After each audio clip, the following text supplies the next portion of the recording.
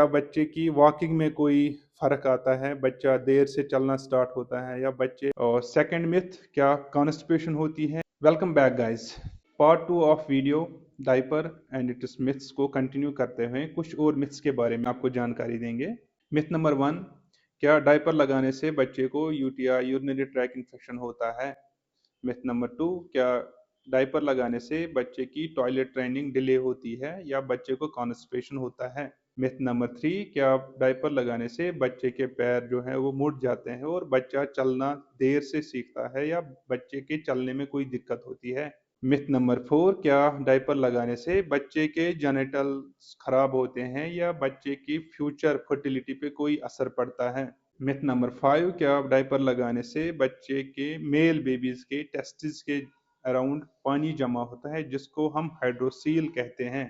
और last myth, क्या diaper लगाने से बच्चे को रैश होता है? जो हमने लास्ट वीडियो में एक्सप्लेन किया कि नहीं, बिल्कुल नहीं होता। डायपर लगाने से बच्चे का जो डायपर रैश है वो प्रिवेंट होता है, बढ़ता नहीं है। तो सबसे पहले मिथ की तरफ आएंगे कि यूटीआई होता है डायपर लगाने से। बिल्कुल नहीं होता, बल्कि जैसा हमारा रैश प्रिवेंट होता है, डायपर रैश प्रिवेंट होता है, वैसे ही यूटीआई भी प्रिवेंट होता है। आपका बच्चा डायपर लगाने से हाइजीनिक होता है और उससे फीकल कंटेमिनेशन, स्टूल की जो कंटेमिनेशन है वो यूरिनरी ट्रैक्ट पे नहीं लगती और उससे बच्चे का जो है यूरिनरी ट्रैक्ट इन्फेक्शन प्रिवेंट होता है, बढ़ता नहीं है। और सेकंड मिथ, क्या कॉन्स्टिपेशन होती है या टॉयलेट ट्रेनिंग में डिले होता है? बिल्कुल भी नहीं होता, बल्कि टॉयलेट ट्रेनिंग जो अपने पर्टिकुलर एज पे करनी चाहिए, बच्चे को 2 साल के बाद ही अटेम्प्ट करना चाहिए। इससे कॉन्स्टिपेशन नहीं होती, बच्चा लेजी नहीं होता स्टूल और यूरिन को लेके, बल्कि स्टूल का कंट्रोल और यूरिन का कंट्रोल जो है वो ब्रेन की मैच्योरिटी पे डिपेंड है और वो अपने एक पर्टिकुलर एज पे ही बच्चे को आती है। नेक्स्ट मिथ इज, क्या बच्चे की वॉकिंग में कोई फर्क आता है? बच्चा देर से चलना स्टार्ट होता है या बच्चा चल नहीं पाता, पैर मुड़ जाते हैं या टेढ़े होते हैं? बिल्कुल भी ऐसा नहीं होता। अगर आप एक प्रॉपर साइज का डायपर लगाते हो जो कि ना ज़्यादा फिट हो, भी ऐसा नहीं होता। अगर आप एक प्रॉपर साइज का डायपर लगाते हो जो कि ना ज़्यादा फिट हो, टाइट हो, ना ज़्यादा लूज हो, तो बच्चे की मूवमेंट्स रिस्ट्रिक्ट नहीं होती, बच्चे की टांग की मूवमेंट रिस्ट्रिक्ट नहीं होती और उससे चलने, खड़ा होने, बच्चे के खड़ा होने में, चलने में, ये दौड़ने में कोई भी दिक्कत नहीं होती। इनिशियली जब बच्चा चलना स्टार्ट करता है तो वो टिप वॉकिंग, जैसे कि अपने पैरों पे चलता है या टांगों को दूर दूर रख के, ब्रॉड बेस गैट जिसको हम बोलते हैं, दूर रख के चलना स्टार्ट करें अपना बैलेंस मेंटेन करने के लिए। और उसका जो पैर है वो फ्लैट होता है, फ्लैट फीट होता है।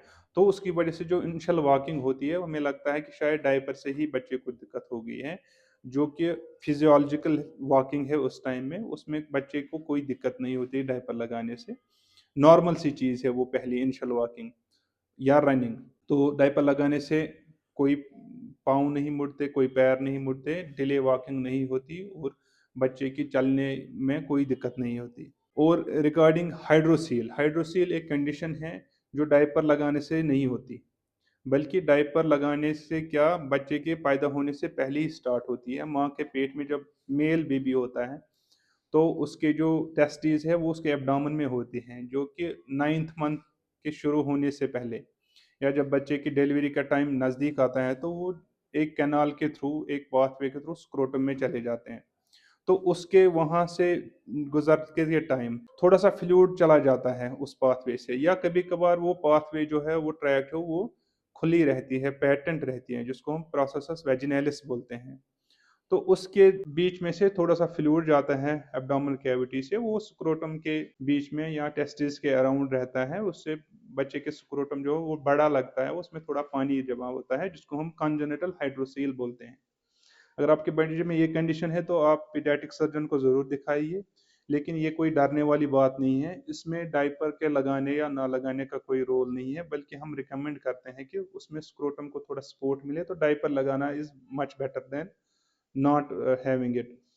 तो एक तो पीडियाट्रिक सर्जन को दिखाएं और दूसरा, इसमें घबराने वाली बात ज़्यादा है नहीं। मोस्टली जो बच्चे होते हैं 1 साल से 1.5 साल के दरमियान, वो जो प्रोसेस है, वो जो फ्लूइड है, एक तो वो बंद होती है प्रोसेस वेजिनैलिस, और दूसरा जो भी फ्लूइड अराउंड एक्युमुलेट होता है वो भी रीअब्जॉर्ब होता है, तो मोस्टली बच्चों में कोई सर्जिकल इंटरवेंशन की जरूरत नहीं पड़ती और ये डायपर लगाने से नहीं होती है। और अगर बच्चे को हाइड्रोसिल है तो उसको भी डायपर लगा सकते हैं प्रॉपर साइज का।